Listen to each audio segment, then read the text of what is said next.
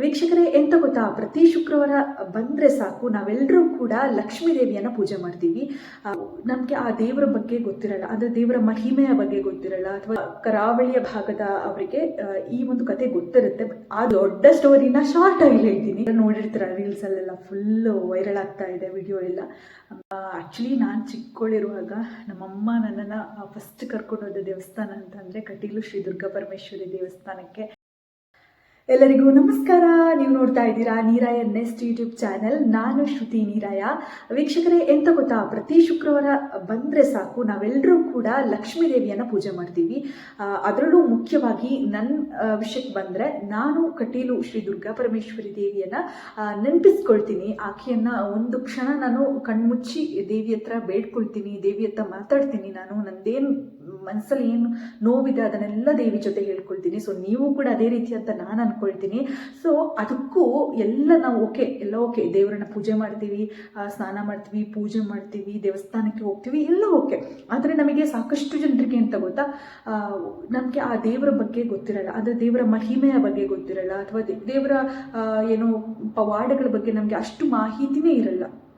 ಓಕೆನಾ, ಸುಮ್ಮನೆ ಪೂಜೆ ಮಾಡ್ತಿರ್ತೀವಿ, ಎಲ್ಲರೂ ಮಾಡ್ತಾರೆ ನಾವು ಪೂಜೆ ಮಾಡೋಣ ಅನ್ನೋ ಥರ ಇರ್ತೀವಿ. ಅದರ ರಿಯಲ್ ಕೆಲವೊಂದು ರೀಸನ್ಗಳನ್ನು ನಾವು ಕೆಲವೊಂದನ್ನು ತಿಳ್ಕೊಳ್ಬೇಕು ಅಂತ ನನಗೆ ಒಂದೊಂದು ಸಲ ಅನಿಸುತ್ತೆ. ಸೊ ನನಗೆ ಎಲ್ಲಿ ಬಿಡುವಿದ್ದಾಗ ನಾನು ಅದ್ರ ಬಗ್ಗೆ ಸ್ಟಡಿ ಮಾಡ್ತೀನಿ, ಅದ್ರ ಬಗ್ಗೆ ನಾನು ಯೋಚನೆ ಮಾಡ್ತೀನಿ.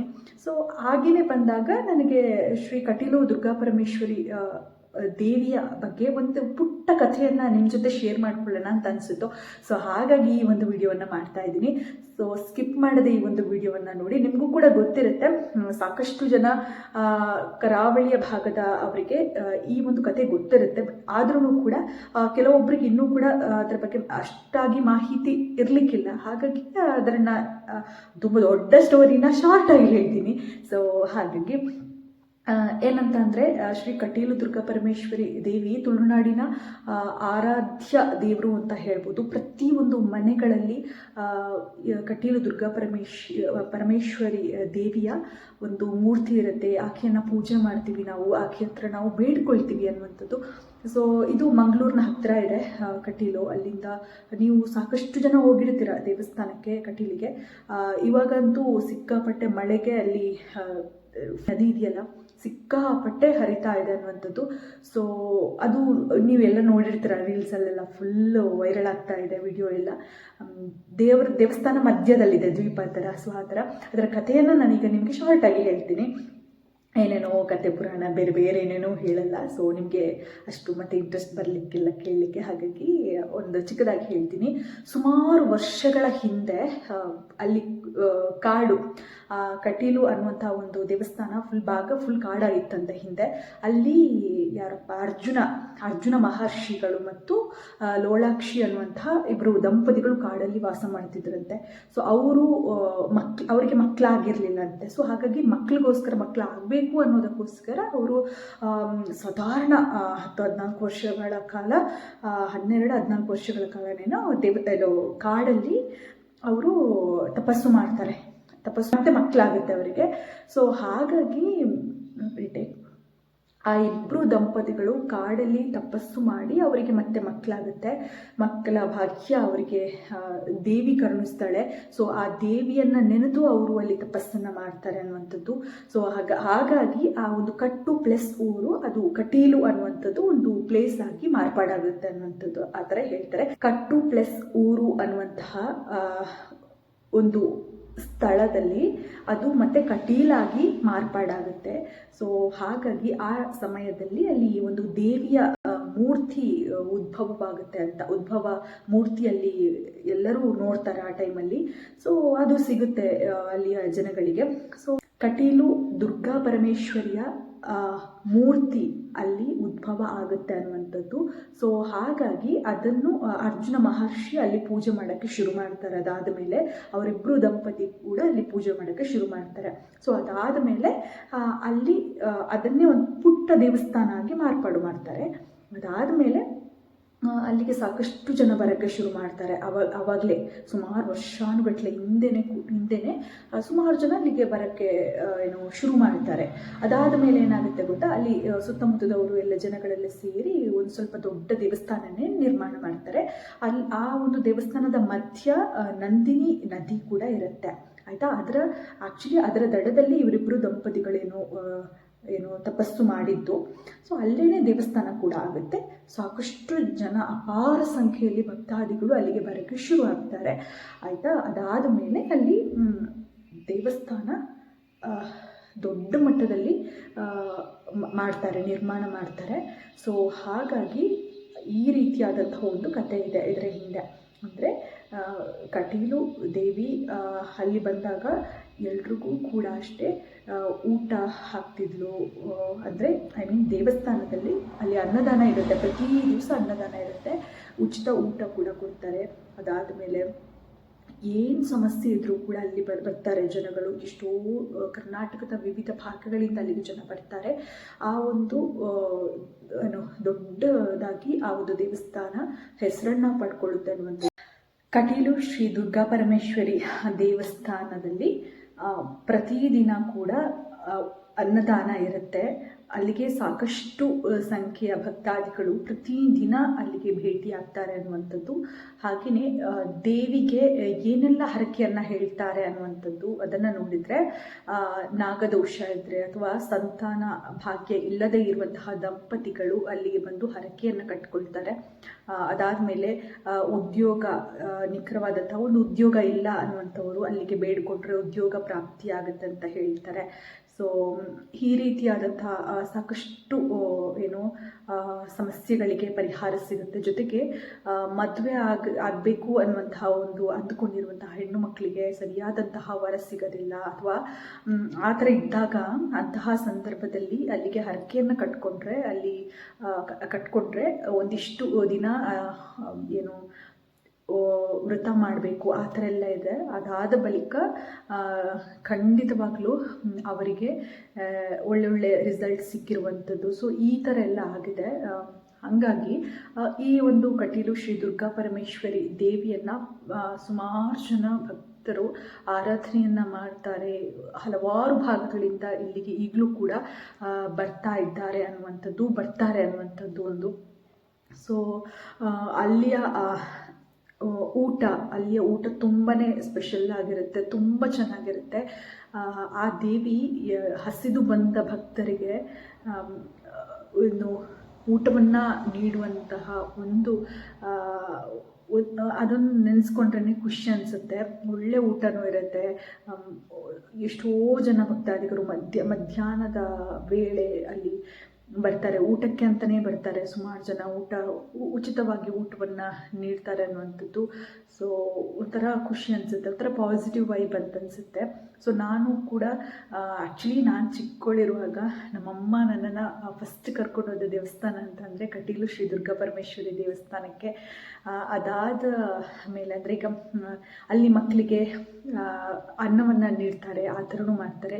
ಅಂದರೆ ಫಸ್ಟ್ಗೆ ಮಗುವಿಗೆ ಅನ್ನ ಕೊಡ್ತಾರಲ್ವ, ಅನ್ನಪ್ರಾಶನ ಮಾಡ್ತಾರಲ್ವ, ಸೊ ಆ ಥರ ಕೂಡ ಅಲ್ಲಿ ಮಾಡ್ತಾರೆ ಅನ್ನುವಂಥದ್ದು. ಜೊತೆಗೆ ಬರೆಸ್ತಾರಲ್ಲ ಫಸ್ಟಿಗೆ, ಅಕ್ಕಿ ಕಾಲ ಮೇಲೆ ಬರೆಸ್ತಾರಲ್ಲ ಫಸ್ಟಿಗೆ ಮಕ್ಕಳನ್ನು, ಆ ಥರನೂ ಕೂಡ ಅಲ್ಲೇ ಮಾಡ್ತಾರೆ ಅನ್ನುವಂಥದ್ದು. ಸೊ ಈ ಥರ ಎಲ್ಲ ಅಲ್ಲಿ ಸುಮಾರು ಜನ ದಂಪತಿಗಳು ಹೋಗ್ತಾರೆ ಮಕ್ಕಳನ್ನು ಕರ್ಕೊಂಡು ಅನ್ನುವಂಥದ್ದು.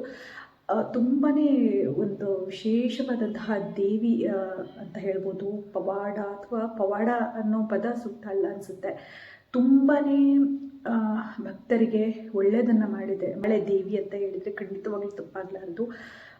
ಏನು ಅಂದ್ಕೊಂಡಿರ್ತೀರೋ ಅದೆಲ್ಲ ಸಕ್ಸಸ್ಫುಲ್ಲಾಗಿ ಈಡೇರಿಸ್ತಾಳೆ ಶ್ರೀ ಕಟೀಲು ದೇವಿ ಅಂತ ಹೇಳ್ಬೋದು.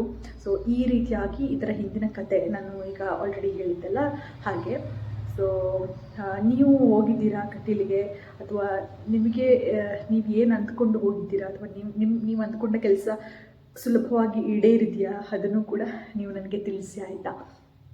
ಯಾಕಂದರೆ ಈಗ ದೇವಿ ಅಂತ ತಕ್ಷಣ ಒಂಥರ ನಮ್ಮ ಅಮ್ಮನ ಸಮಾನಳು ಅಂತ ಹೇಳ್ಬೋದು. ಅಂದರೆ ಅಷ್ಟು ನಮ್ಮನ್ನು ಕಾಪಾಡ್ತಾಳೆ, ಅಷ್ಟು ನಮ್ಮನ್ನು ಪ್ರೊಟೆಕ್ಟ್ ಮಾಡ್ತಾಳೆ. ಒಂದು ಮಕ್ಕಳನ್ನ ಹೆಂಗೆ ಪ್ರೊಟೆಕ್ಟ್ ಮಾಡ್ತಾಳೆ ಅಮ್ಮ, ಅದೇ ರೀತಿಯಾಗಿ ದೇವಿ ಕೂಡ ಅಥವಾ ಶ್ರೀ ಕಟೀಲು ದುರ್ಗಾ ಪರಮೇಶ್ವರಿ ದೇವಿ ಕೂಡ ಅದೇ ರೀತಿಯಾಗಿ ನಮ್ಮನ್ನು ಪ್ರೊಟೆಕ್ಟ್ ಮಾಡ್ತಾನೇ ಬರ್ತಾಳೆ ಅಂತ ಹೇಳಿದರೆ ಖಂಡಿತವಾಗ್ಲೂ ತಪ್ಪಾಗಲಾರ್ದು. ಇನ್ನೆಷ್ಟೋ ಜನ ಹರಕೆ ಹೇಳ್ತಾರೆ ಆಯಿತಾ. ಈಗ ಎಷ್ಟೋ ಜನಕ್ಕೆ ಮದುವೆ ಆಗಿರಲ್ಲ, ಮದುವೆ ಆಗಬೇಕು ಅಂತ ಅಂದ್ಕೊಂಡಿರ್ತಾರೆ, ಸರಿಯಾದವರು ಸಿಗಲ್ಲ ಅಂತ ಅಂದಾಗ ಅವರು ಅಲ್ಲಿ ಸಾರಿಯನ್ನು ಕೂಡ ಕೊಡ್ತಾರೆ, ದೇವಿಗೆ ಸಾರಿಯನ್ನು ಒಪ್ಪಿಸ್ತಾರೆ. ಆ ಥರನೂ ಕೂಡ ಹರಕೆಯನ್ನು ಕಟ್ಕೊಳ್ತಾರೆ ಅನ್ನುವಂಥದ್ದು. ಅಂದರೆ ಅದು ಯಾವತ್ತೂ ಬೇಕಾದ್ರೆ ಹೋಗ್ಬೋದು, ನಾವು ಅಲ್ಲಿ ಯಾವತ್ತು ಹೋಗಿನೂ ಅಲ್ಲಿ ಹರಕೆಯನ್ನು ಒಪ್ಪಿಸ್ಬೋದು, ಅಥವಾ ಹೋಗಿ ಅಲ್ಲಿ ಕೈ ಮುಗಿದು ದೇವಿಯನ್ನು ಪ್ರಾರ್ಥನೆ ಮಾಡಿ ಬರ್ಬೋದು ಅನ್ನುವಂಥದ್ದು. ಸೊ ಅಲ್ಲಿ ಒಂದು ಆನೆ ಕೂಡ ಇದೆ, ಮಹಾಲಕ್ಷ್ಮಿ ಅನ್ನುವಂಥದ್ದು. ಅದು ಕೂಡ ತುಂಬ ಚೆನ್ನಾಗಿ ಆಶೀರ್ವಾದ ಮಾಡುತ್ತೆ ಆಯಿತಾ. ಅಂದರೆ ನಾವು ಊಟ ಮಾಡಲಿಕ್ಕೆ ಹೋಗ್ತೀವಲ್ಲ, ಅನ್ನದ ಹಾಲ್ಗೆ ಹೋಗ್ತೀವಲ್ಲ ಊಟ ಮಾಡೋದಕ್ಕೆ, ಅಲ್ಲಿ ಹೋಗ್ಬೇಕಾದ್ರೆ ಅಲ್ಲಿ ಪಕ್ಕದಲ್ಲಿ ಮಹಾಲಕ್ಷ್ಮಿ ಆನೆ ಇರುತ್ತೆ. ಸೊ ಅದೊಂಥರ ಚೆನ್ನಾಗಿದೆ, ಎಲ್ರಿಗೂ ಕೂಡ ಅದು ಬ್ಲೆಸ್ ಮಾಡುತ್ತೆ ಅಂತ ಹೋದಾಗ. ಸೊ ಖುಷಿ ಅನಿಸುತ್ತೆ ಅದನ್ನೆಲ್ಲ ನೋಡಿದಾಗ. ಅಂದರೆ ನಾನು ರೀಸೆಂಟಾಗಿ ಹೋಗಿದ್ದೆ ಆಯಿತಾ. ರೀಸೆಂಟಾಗಿ ಹೋದಾಗ ಅಂದರೆ ಅಲ್ಲಿ ನೀರಿರಲಿಲ್ಲ. ಅಂದರೆ ನಂದಿನಿ ನದಿ ಏನಿದೆ ಅದರ ಅಂದರೆ ಈ ದೇವಸ್ಥಾನ ಮಧ್ಯದಲ್ಲಿರೋದಲ್ವ, ದ್ವೀಪ ಥರ ಮಧ್ಯದಲ್ಲಿರೋ ದೇವಸ್ಥಾನ, ದೇವಿ ದೇವಸ್ಥಾನ. ಆದರೆ ಅಮ್ಮ ನೆಲೆಸಿರೋದು ಮಧ್ಯದಲ್ಲಿ, ಆ ಒಂದು ನದಿಯ ಮಧ್ಯದಲ್ಲಿ. ಸೊ ಸೇತುವೆ ಥರ ಚಿಕ್ಕದಾಗಿ ಮಾಡಿದ್ದಾರೆ ಅಷ್ಟೇ. ಅವತ್ತು ನೀರೇ ಇರಲಿಲ್ಲ ಆಯಿತಾ, ಫುಲ್ ಡ್ರೈ ಆಗಿತ್ತು. ಬಟ್ ಇವಾಗ ನಿನ್ನೆ ಮೊನ್ನೆ ನಾನು ಕೆಲವೊಂದು ವಿಜುವಲ್ ನೋಡಿದ್ದೆ, ಫುಲ್ ಮಳೆಯಲ್ಲಿ ಫುಲ್ ಕೊಚ್ಕೊಂಡು ಹೋಗ್ತಿದೆ. ಅಂದರೆ ರಭಸದ ಅಷ್ಟು ಫಾಸ್ಟಾಗಿ ನಂದಿನಿ ನದಿ ಅಥವಾ ನಂದಿನಿ ಹರಿತಾ ಇದ್ದಾಳೆ ಅಂತ ಹೇಳ್ಬೋದು. ಆ ಥರ ಇದೆ. ನಾನು ವಿಡಿಯೋದಲ್ಲಿ ನೋಡಿದರೆ ನೀವು ನೋಡಿರ್ಬೋದು, ಕಟೀಲು ದೇವಸ್ಥಾನದಲ್ಲಿ ಯಾವ ರೀತಿಯಾಗಿ ಮಳೆ ಬಂದು ಇಷ್ಟೆಲ್ಲ ನೀರು ಹೋಗ್ತಾ ಇದೆ ಅನ್ನುವಂಥದ್ದು. ಭಕ್ತಾದಿಗಳು ಕೂಡ ಅಂದರೆ ಅದೇ ಸಂಖ್ಯೆಯಲ್ಲಿ ಅಲ್ಲಿ ನಿಂತ್ಕೊಂಡು ವಿಡಿಯೋ ಎಲ್ಲ ಮಾಡ್ತಾ ಇರುವಂಥದ್ದು ಅದು ನೋಡ್ಬೋದು. ಇನ್ನೊಂದೇನು ಗೊತ್ತಾ, ಕಟೀಲು ದೇವಿ ಇದ್ದಾರಲ್ವ ಅಮ್ಮ, ಅವ್ರಿಗೆ ಪ್ರತಿ ದಿನ ಅಂದರೆ ಅವರ ಒಂದು ಮೂರ್ತಿಯನ್ನು ನೋಡದೆ ಒಂಥರ ಖುಷಿ ಅನಿಸುತ್ತೆ. ಅಮ್ಮ ಹಂಗೆ ಕುತ್ಕೊಂಡು ನಮಗೆ ಆಶೀರ್ವಾದ ಮಾಡ್ತಾ ಇದ್ದಾರೆ ಅನ್ನೋ ಒಂದು ಫೀಲ್ ಆಗುತ್ತೆ ಆಯಿತಾ. ನಾನು ಅವತ್ತು ನೋಡಿ ನನಗೆ ಅಂದರೆ ಅವತ್ತು ಹೋದಾಗ ರೀಸೆಂಟಾಗಿ ಹೋಗಿದ್ದೆ ಅಂತ ಹೇಳಿದ್ನಲ್ಲ, ಅವತ್ತು ನನಗೆ ಹೋಗಿ ತುಂಬಾ ಒಂಥರ ಖುಷಿ ಅನಿಸ್ತು. ಹಿಂಗೆ ಗೊತ್ತಾ, ಅಂದರೆ ಗ್ರೀನ್ ಕಲರ್ ಸಾರಿ ಹಾಕಿದ್ರು ಆಯಿತಾ ಅಮ್ಮನಿಗೆ. ಅದೇ ಒಂದು ಶಾಂತ ಮೂರ್ತಿಯಾಗಿ ಹಾಗೆ ಕೂತ್ಕೊಂಡು, ಅಂದರೆ ಈವನ್ ಅದು ಎಲ್ಲ ಹೆಣ್ಮಕ್ಳಿಗೂ ಹಂಗೆ ಫೀಲ್ ಆಗುತ್ತೆ ಅನ್ನೋ ಗೊತ್ತಿಲ್ಲ. ನಮ್ಮಮ್ಮನನ್ನೇ ನೋಡ್ದಂಗೆ ಫೀಲು, ಅಷ್ಟು ಪ್ರೀತಿ, ಅಂದರೆ ಅಷ್ಟು ಖುಷಿ ಅನಿಸುತ್ತೆ ಎದುರುಗಡೆ ಹೋದಾಗ. ಎಷ್ಟು ಚೆಂದ ಕಾಣ್ತಿದ್ಲು ಗೊತ್ತಾ ದೇವಿ, ಅಪ್ಪ ತುಂಬ ಚೆನ್ನಾಗಿ ಕಾಣ್ತಿದ್ರು. ಅದನ್ನ ಅಂದರೆ ಅಷ್ಟು ಹೊಳಿತಾ ಇದ್ರು, ಪಳ ಅಂತ ಹೊಳಿತಾ ಇದ್ರು ಕೂಡ, ಅಷ್ಟು ಚೆಂದ ಕಾಣ್ತಿದ್ರು. ಪ್ರತಿ ಶುಕ್ರವಾರ ಅಲ್ಲಿ ತುಂಬಾ ವಿಶೇಷ ಪೂಜೆಗಳಿರುತ್ತೆ. ಮತ್ತು ಪ್ರತಿದಿನವೂ ಇರುತ್ತೆ, ಪೂಜೆಗಳು ನಡೀತಾನೆ ಇರುತ್ತೆ. ಯಾಕಂದರೆ ಸುಮಾರು ಕಡೆಯಿಂದ ಭಕ್ತಾದಿಗಳು ಅಲ್ಲಿಗೆ ಬರ್ತಿರ್ತಾರಲ್ಲ, ಹಾಗಾಗಿ ಪೂಜೆ ನಡೀತಾ ಇರುತ್ತೆ, ಪೂಜೆ ಮಾಡ್ತಿರ್ತಾರೆ. ಎಷ್ಟೋ ದೊಡ್ಡ ದೊಡ್ಡ ಸಿನಿಮಾ ನಟಿಯರು ಅಥವಾ ರಾಜಕಾರಣಿಗಳೆಲ್ಲ ಅಲ್ಲಿಗೆ ಬರ್ತಾರೆ. ಅಂದರೆ ಅಲ್ಲಿ ಬಂದು ದೇವಿಯ ಆಶೀರ್ವಾದವನ್ನು ಪಡ್ಕೊಂಡು ಹೋಗ್ತಾರೆ ಅನ್ನುವಂಥದ್ದು ಒಂಥರ ಗ್ರೇಟ್ ಅಂತ ಅನಿಸುತ್ತೆ, ಒಳ್ಳೆಯ ವಿಷಯ ಅನಿಸುತ್ತೆ. ಎಷ್ಟೋ ಹರಕೆಗಳನ್ನು ಕಟ್ಕೊಂಡಿರ್ತಾರೆ ಅಂಥವ್ರು ಕೂಡ ಅಲ್ಲಿ ಬರ್ತಾರೆ, ಪೂಜೆ ಮಾಡ್ತಾರೆ, ಹೋಗ್ತಾರೆ. ಅಂದರೆ ದೇವಿಗೆ ಕೈ ಮುಗಿದು ಅಲ್ಲಿ ಪೂಜೆಯನ್ನು ಅರ್ಪಿಸಿ ಹೋಗ್ತಾರೆ ಅನ್ನುವಂಥದ್ದು. ಸೊ ಒಂಥರ ಬ್ಲೆಸ್ಸಿಂಗ್ ಅಂತಲೇ ಹೇಳ್ಬೋದಲ್ವ.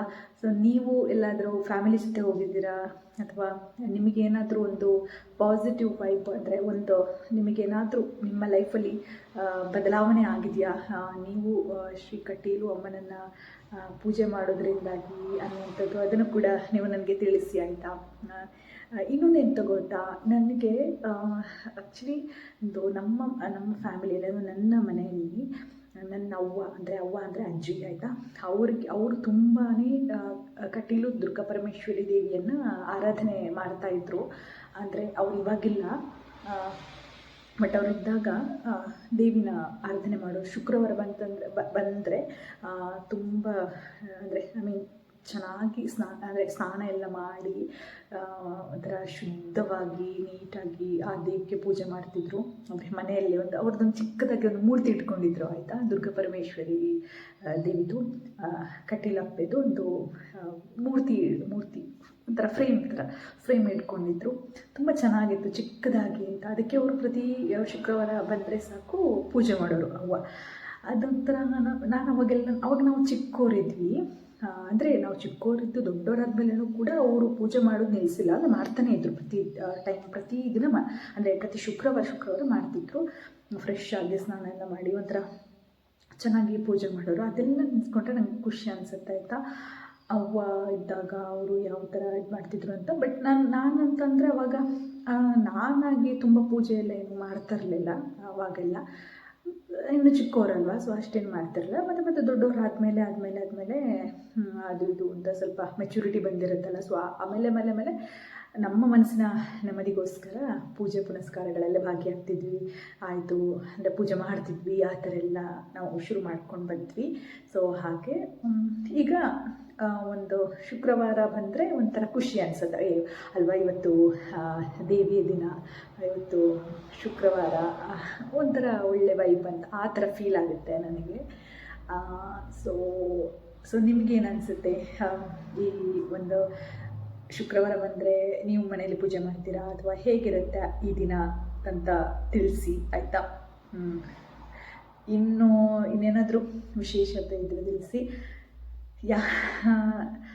ಹಾಗಾಗಿ ಈ ಒಂದು ಪುಟ್ಟ ಸ್ಟೋರಿನ ಹೇಳುವ ಅಂತ ನಂಗೆ ಅನಿಸ್ತು ಆಯಿತಾ.